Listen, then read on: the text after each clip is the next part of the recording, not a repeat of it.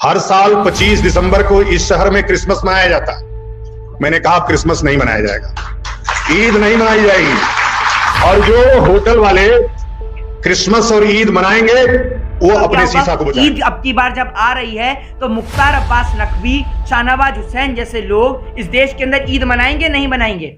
बताइए, या उनके घर के भी शीशे फोड़े जाएंगे?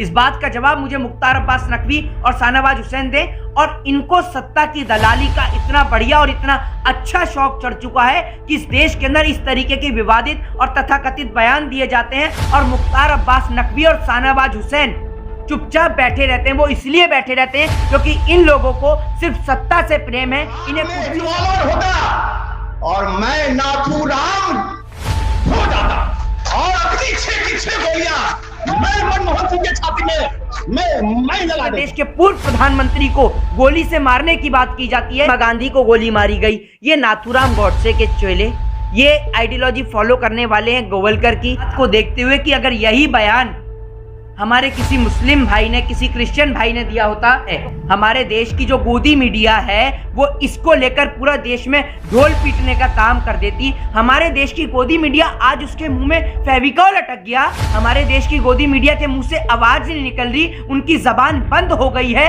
क्या हो गया इस देश की मीडिया को? मीडिया जो चंद पैसों के खातिर बिक चुकी है, इस देश के टुकड़े करवाने में अगर ये देश गुलाम हुआ तो ये बात ध्यान रखिएगा, उसमें सबसे बड़ा हाथ और सबसे बड़ी भूमिका अगर किसी की होगी तो देश की मीडिया की होगी। एक मुल्क है इंडोनेशिया, आपने नाम सुना होगा, जकार्ता जिसकी राजधानी है। इंडोनेशिया मुल्क है जहां पर हिंदुओं की आबादी मात्र 2% है। वहां पर आज तक आपने नहीं सुना होगा कि हिंदू खतरे में है। ये भारत की आबादी जहां पर 80 करोड़ से ज्यादा हिंदू रहता है, वहां पहली बार सुनने को मिलता है कि इस देश का हिंदू खतरे में है। अरे आप सरकार क्या झक मरा रही है जो हिंदुओं को खतरे में ला देती है, कभी हिंदुओं के भगवान को खतरे में ला देती है। जब आपसे ये देश नहीं संभल रहा तो आप कुर्सी छोड़ के कहीं चले क्यों नहीं जाते?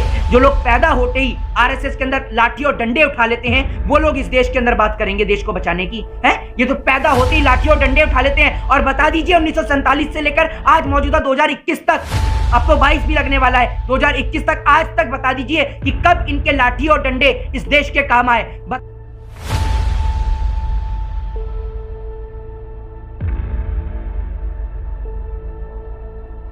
दोस्तों हमारे साथ मोहित शर्मा जी मौजूद हैं और आज हम इनसे ये जानना चाहेंगे कि जिस तरह से दिल्ली, हरिद्वार और देश के अन्य एक जगह पर जिस तरह से धर्म सांसद, जिसे हम धर्म संसद भी नहीं कह सकते हैं, तथाकथित धर्म संसद, जहां पर एक विशेष समुदाय का नरसंहार के लिए अपील किया गया कुछ हिंदूवादी संगठनों प्रति लोगों ने, इसके ऊपर मोहित शर्मा जी जो कि सामाजिक कार्यकर्ता है वो क्या सोचते हैं, आइए उनसे जानते हैं।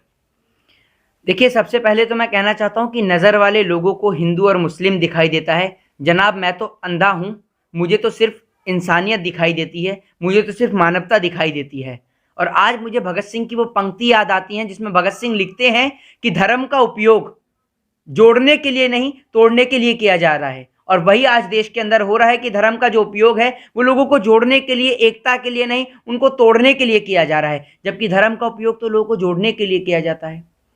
भारत एक डेमोक्रेटिक कंट्री है, भारत एक लोकतांत्रिक देश है, लेकिन लोकतांत्रिक देश के अंदर आए दिन प्रतिदिन जातिवाद के, धर्म के अगर इस प्रकार से दंगे होंगे, एक व्यक्ति विशेष को, एक समुदाय को टारगेट किया जाएगा। और इस टारगेट और इस समुदाय के अंदर सिर्फ कोई एक व्यक्ति विशेष नहीं है। अगर आप समझे कि कोई इसके अंदर एक व्यक्ति विशेष है तो ऐसा नहीं है। इन्होंने मुस्लिमों को भी टारगेट किया, इन्होंने हिंदुओं में दलितों को भी टारगेट किया, फिर ब्राह्मणों का भी उत्तर प्रदेश के अंदर कितना ज्यादा भारी संख्या में ब्राह्मणों को मारा गया, कश्मीरी पंडितों को कश्मीर से भगाया गया। फिर उसके बाद अब आपने देखा होगा कि मुकेश खन्ना जो शक्तिमान का रोल अदा करते हैं, उन्होंने क्रिश्चियनों को टारगेट किया। और हरिद्वार में जो अभी आपने देखा कि एक धर्म संसद चल रही है, जो संसद नहीं कहेंगे उसे हम, संसद का तो अर्थ ये होता है कि भारत के अंदर जो भी समस्या है उनको वहां संसद के अंदर उठाया जाए। वो संसद नहीं, वो देश के अंदर एक दंगा फसाद की जगह है जहां से एक विवादित बयानों को दिया जाता है। और आप एक बात मुझे बताइए, क्या ये धर्म संसद 4.5 साल से बंद थी? इस धर्म संसद को 4.5 साल पहले से शुरू क्यों नहीं किया गया? वो इसलिए शुरू नहीं किया गया क्योंकि आज 5 राज्य जहां पर भारतीय जनता पार्टी का सुपड़ा साफ होने वाला है, जहां 5 राज्य में भारतीय जनता पार्टी हारने वाली है, तो लोगों को एक ही चीज सिखाई जा रही है और वो है हिंदू, मुस्लिम, सिख और ईसाइयों को किस प्रकार से आपस में लड़ाया जाए। और इसीलिए ये तथाकथित विवादित बयान दिए जा रहे हैं। जो हरिद्वार में और अन्य जगह पे जो धर्म संसद हुई है उसमें पूर्व प्रधानमंत्री मनमोहन सिंह के बारे में भी आपत्तिजनक बातें की गई है, और वो आपत्तिजनक ही नहीं, असंवैधानिक बातें, जहाँ पर कहा गया है कि उनके छाती पर 6 गोली मारने तक की बात की गई है। इसको आप किस तरह से देख रहे हैं? देखिए, सबसे पहली बात तो कि भारत एक लोकतांत्रिक देश है, माना ही इस देश के अंदर राइट टू स्पीच की आज़ादी है। और मैं तो ये बात सोच रहा हूं कि इस देश के अंदर आप ये प्रश्न पूछ रहे हैं, और इस प्रश्न को पूछने से पहले जिन लोगों ने इस प्रकार का विवादित बयान दिया उन्हें गिरफ्तार क्यों नहीं किया गया? आप हिंदूवाद की बात करते हैं, आप इस देश में हिंदुत्व की बात करते हैं, तो मनमोहन सिंह तो कोई मुस्लिम है नहीं, बताइए ना आप मुझे। और मनमोहन सिंह को गोली मारने की बात की गई, फिर महात्मा गांधी को गोली मारी गई। ये नाथूराम गॉडसे के चेले, ये आइडियोलॉजी फॉलो करने वाले हैं गोवलकर की, ये सावरकर की। ये उनकी किताब पढ़ते हैं, वी आर आवर नेशनहुड, जो गोवलकर की किताब है। आप उनको पढ़ के देखेंगे तो आपका माइंड ऑटोमेटिकली वॉश हो जाएगा। आज इस देश के अंदर हो क्या रहा है? आप देश के पूर्व प्रधानमंत्री को गोली मारने की बात करते हैं। हम देश को किस ओर लेके जा रहे हैं? देश में जातिवाद का, धर्म का एक इतनी बड़ी हिंसा शुरू हो गई है कि लोगों को देश के अंदर ईद नहीं मनाने दी जा रही, लोगों को क्रिसमस नहीं मनाने दिया जा रहा। और एक बयान जो कि मैंने भी सुना था, उसके अंदर जो ये विवादित जो बयान जारी हो रहे हैं, इसमें एक बयान ये भी था कुछ इस प्रकार से कि अगर कोई भी जो मुस्लिम है वो ईद मनाता है या कोई क्रिश्चियन जो है वो क्रिसमस मनाता है, तो वो अपने होटलों के शीशों का फूटने का खुद ही जिम्मेदार होगा। कुछ इस प्रकार का बयान था। तो एक बात हम पूछना चाहते हैं देश की मौजूदा सरकार से और उन तमाम नफरती चिंटुओं से जो नफरत का बाजार लगाए बैठे हैं। कभी वो नफरत का बाजार हरिद्वार से लगाते हैं, तो वो कभी नफरत का बाजार गाजियाबाद से लगाते हैं। तो उस नफरत के बाजार में जो नफरत बेची जा रही है, उस नफरती बाजार के उन नफरती लोगों से हम एक सवाल पूछना चाहते हैं कि क्या शाहनवाज हुसैन, मुख्तार अब्बास नकवी, उनके घर के शीशे फोड़े जाएंगे? भाई, शाहनवाज हुसैन ने एक हिंदू लड़की से शादी करी है। मुख्तार अब्बास नकवी को देख लो, जिन्होंने पूजा नकवी से शादी करी है। और उन लोगों का क्या होगा? ईद अब की बार जब आ रही है तो मुख्तार अब्बास नकवी, शाहनवाज हुसैन जैसे लोग इस देश के अंदर ईद मनाएंगे नहीं मनाएंगे? बताइए। या उनके घर के भी शीशे फोड़े जाएंगे? इस बात का जवाब मुझे मुख्तार अब्बास नकवी और शाहनवाज हुसैन दें।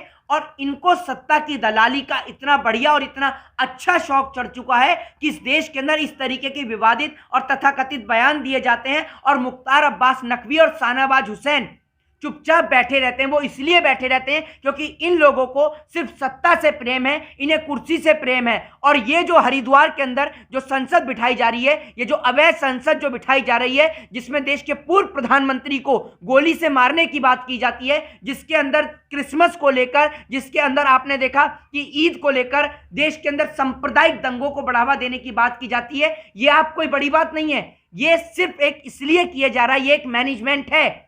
इस बात को देश की जनता को समझना होगा। और इस मैनेजमेंट के तहत आप समझिए, अगर रिंदवाया जाएगा गला तो वो किसी और का नहीं, वो गला रिंदेगा हिंदू, मुस्लिम, सिख, ईसाई सभी का। और उसका मजा लेंगे, आनंद लेंगे देश के पॉलिटिशियन।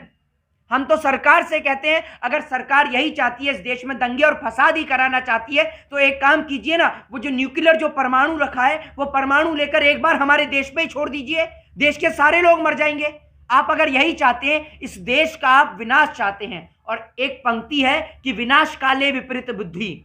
जब इंसान का विनाश आ रहा होता है ना करीब, यानी उसका अंत आ रहा होता है, उसकी मृत्यु आ रही होती है, तो वो इस तरीके का विवादित बयान देता है। तो इन लोगों के पाप का घड़ा अब भर चुका है। सुब्रमण्यम स्वामी, जिनके घर में हर एक जाति, हर एक धर्म का व्यक्ति रहता है, उनके लिए क्या होगा?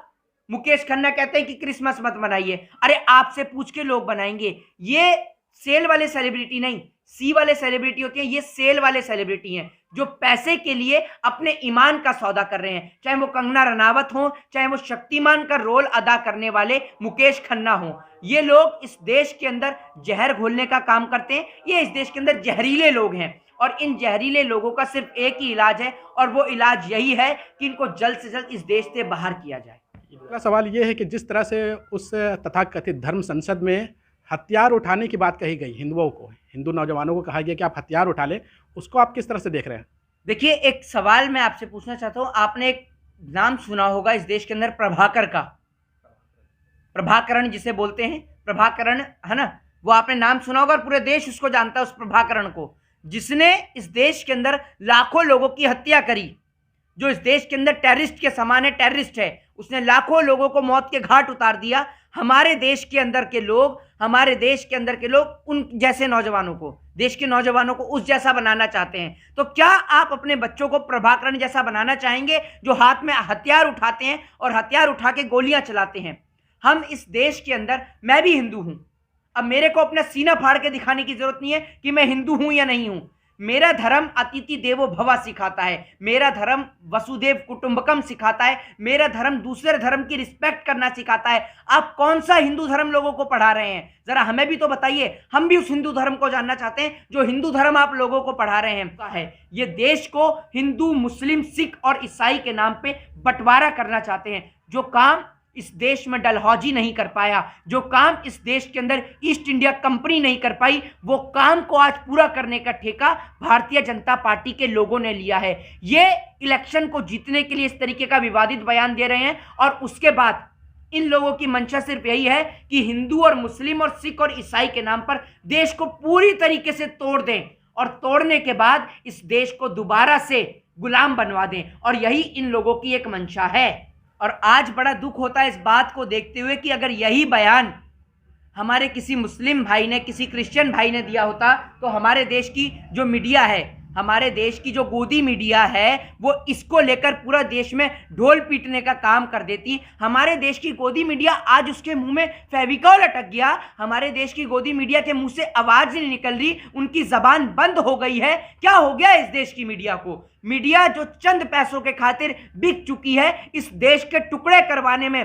अगर ये देश गुलाम हुआ तो ये बात ध्यान रखिएगा, उसमें सबसे बड़ा हाथ और सबसे बड़ी भूमिका अगर किसी की होगी तो देश की मीडिया की होगी। और आज ये बात मैं आपके चैनल पे खुलेआम कहता हूं कि अगर कोई भी व्यक्ति इस देश को तोड़ने को लेकर, इस देश को बांटने को लेकर बयान देगा तो हमें अपनी जिंदगी से ज्यादा इस वतन से प्रेम है और हम इस वतन के खातिर, आप लोग तो सिर्फ बयान देते हैं, और अगर कोई भी व्यक्ति इस वतन को तोड़ने का प्रयास करेगा तो हम धरती माँ की सौगंध खा के कहते हैं, ये नरेंद्र मोदी वाली धरती माँ की सौगंध नहीं है, ये अपनी धरती माँ की सौगंध खा के कहते हैं कि हम इस धरती के खातिर अपने प्राणों को न्यौछावर कर देंगे, लेकिन इस भारत माँ को, इस भारत देश को कभी गुलाम होने नहीं देंगे। और आप जैसे नफरती लोग जो नफरत का बाजार लगाए बैठे हो, या तो इस नफरत के बाजार को लेकर कहीं हिंदुस्तान से दूर चले जाओ, क्योंकि इस हिंदुस्तान जैसे मुल्क में नफरत के लिए कोई जगह नहीं है। ये मुल्क सिर्फ प्यार के लिए बना है, ये मुल्क अमन, चैन, शांति और भाईचारे के लिए बना है। इस मुल्क में नफरत की कोई जगह नहीं है,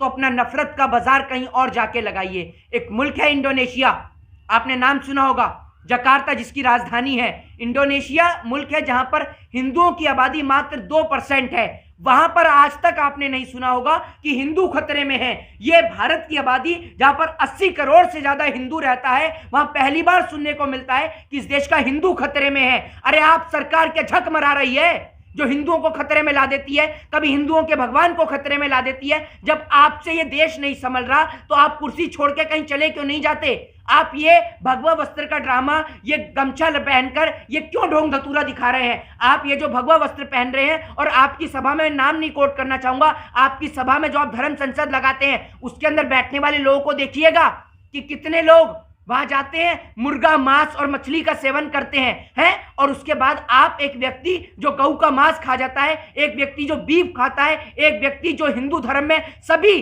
चीजें जो विवादित है वो सब कर्म कांड करता है, आप उसको हिंदू बना देते हो। आपने हमारे धर्म को शर्मसार किया है, और ऐसे लोग हिंदू ना हिंदुस्तान में रहने लायक हैं। और ये लोग हिंदुस्तान की बात करते हैं, हिंदुओं की बात करते हैं। अरे हमारा देश भारत है, आपने क्या पढ़ा है? हमारा धर्म सनातन धर्म है, और हमारे धर्म को उठा के देखिए, पढ़ लीजिए गीता को, पढ़ लीजिए रामायण के श्लोकों को, कहीं नहीं लिखा। रामायण के अंदर 1000 से ज्यादा उर्दू के, अरबी के शब्द हैं, तो क्या रामायण पढ़ना छोड़ दोगे? हैं? इस देश के अंदर जो चूड़ियां जो हमारे हिंदू धर्म के अंदर बहन बेटियां पहनती हैं, उनको बनाने वाले टोटल फिरोजाबाद में मुस्लिम भाई हैं, तो क्या आप चूड़ियां पहनाना छोड़ दोगे अपनी बहन बेटियों को? क्या चाहते हो आप इस देश के अंदर? इस देश को बर्बाद करना, इस देश के अंदर धर्म के नाम पे सांप्रदायिक दंगे और हिंसा फैलाना, धर्म की आड़ में इस देश को चूरम चूर कर देना, इस देश को दोबारा से गुलाम बना देना। और नरेंद्र मोदी, योगी आदित्यनाथ जो हिंदू धर्म के ठेकेदार बनते हैं और उनके राज में इस तरीके के बयान दिए जाते हैं। एक और आप इस देश के अंदर बात करते हैं संविधान की, दूसरी ओर संविधान को फाड़ा जाता है, संविधान को जलाया जाता है, और संविधान की बात करने वाले लोग, संविधान के रहने वाले लोग, प्रधानमंत्री नरेंद्र मोदी अब तक क्यों नहीं बोले हरिद्वार को लेकर? इसलिए नहीं बोले, योगी आदित्यनाथ इसलिए नहीं बोले क्योंकि इसी धर्म संसद में जिन लोगों ने विवादित बयान दिया है उनकी अभी तक गिरफ्तारी भी नहीं हुई है। इसके ऊपर आप क्या कहना चाहेंगे? गिरफ्तारी कहां से होगी? मालेगांव बम ब्लास्ट की आरोपी साध्वी प्रज्ञा ठाकुर भारतीय जनता पार्टी से सांसद हैं, जिनके ऊपर मालेगांव बम ब्लास्ट का आरोप लगा था। ठीक है, सत्ता में आ जाने के बाद पूरा देश जानता है, और लोग बोलने से डरते होंगे लेकिन मोहित शर्मा बोलने से नहीं डरते। मैं आपको बताता हूं, साध्वी प्रज्ञा ठाकुर आज इसलिए बाहर हैं और उनकी निष्पक्ष जांच इसलिए नहीं होती क्योंकि आज भारतीय जनता पार्टी केंद्र सरकार में बैठी है। लेकिन देश का दुर्भाग्य देखिए आप जनाब, कि इस देश के अंदर देश को बर्बाद करने वाले, देश को जलाने वाले लोग आज देश की कुर्सी पे बैठे हैं। तड़ीपार लोग गृह मंत्री का पदभार संभाल रहे हैं। देश में दंगे कराने वाले लोग, मालेगांव बम ब्लास्ट का जिनके ऊपर मुकदमा लगा, वो सांसद बन के बैठे हैं। इस देश के अंदर अपराधी लोग मुख्यमंत्री बन के बैठे हैं। और जो इस देश के अंदर इस देश को जोड़ने की बात करे, इस देश के अंदर अमन, चैन, शांति, भाईचारा, प्रेम को बढ़ाने की बात करे, सद्भावना की बात करे, हिंदू मुस्लिम एकता की बात करे, ये लोग उसको गोली मारने की बात करते हैं। अरे आप किसी को क्या गोली मारेंगे? आपको तो समय गोली मारेगा, और आपका पाप का घड़ा भर चुका है। और अगर आपने समय रहते अभी भी अपने इस नफरती बाजार को लेकर हिंदुस्तान से नहीं गए, तो आप याद रखिएगा कि इस देश के अंदर धर्म फैलाने वालों का, धर्म के नाम पर दंगा फैलाने वाले लोगों का हश्र हमेशा से बुराई होता आया है। आप लोग धर्म की अच्छी बातें लोगों तक पहुंचाइए, और जो अपनी स्वेच्छा के अनुसार किसी धर्म में आना चाहता हो तो उसका इजाजत है। आप धर्म की अच्छाइयां लोगों को बताइए। हमारे धर्म में या किसी भी धर्म में बुराई थोड़ी कहीं लिखी है। कौन सा धर्म पढ़ते हैं? हमारे धर्म में कहीं हथियार को उठाना नहीं लिखा। और ये लोग क्या इस देश के अंदर बात करेंगे? ये क्या इस देश की हिफाजत करेंगे? ये कहां संविधान की बात करेंगे? जो लोग पैदा होते ही आरएसएस के अंदर लाठी और डंडे उठा लेते हैं, वो लोग इस देश के अंदर बात करेंगे देश को बचाने की? है, ये तो पैदा होते ही लाठी और डंडे उठा लेते हैं। और बता दीजिए 1947 से लेकर आज मौजूदा 2021 तक, अब तो 22 भी लगने वाला है, 2021 तक, आज तक बता दीजिए कि कब इनके लाठी और डंडे इस देश के काम आए। बता दीजिए आप कितने राजनेताओं के बेटे सरहद की हिफाजत करने के लिए देश के कोने पे खड़े हुए हैं। देश के लिए गोली खाने वाला, चाहे वो पुलवामा में शहीद हुए भारत मां के वीर सपूत हो, चाहे फिर अभी जो वीर गति को हमारे जो जवान जिन्हों का हेलीकॉप्टर क्रैश हुआ वो शहीद हुए हों, वो सिर्फ किसान के बेटे थे, वो मजदूर के बेटे थे, किसी राजनेता के बेटे नहीं, किसी सेलिब्रिटी के बेटे नहीं। और एक बात बोलना चाहता हूं मुकेश खन्ना जैसे सेलिब्रिटियों को, और इस देश में कंगना रनावत जैसी सेल वाली सेलिब्रिटियों के लिए एक बात आपको खुले तौर पे बता देता हूं कि आपको शौक है राजनीति करने का, तो लोगों की सेवा करके राजनीति में आइए। विवादित बयान देकर भारत मां को टुकड़ों में बांटने का प्रयास ना करें। भारत देश के जय चंदो। जय हिंद, जय भारत, वंदे मातरम।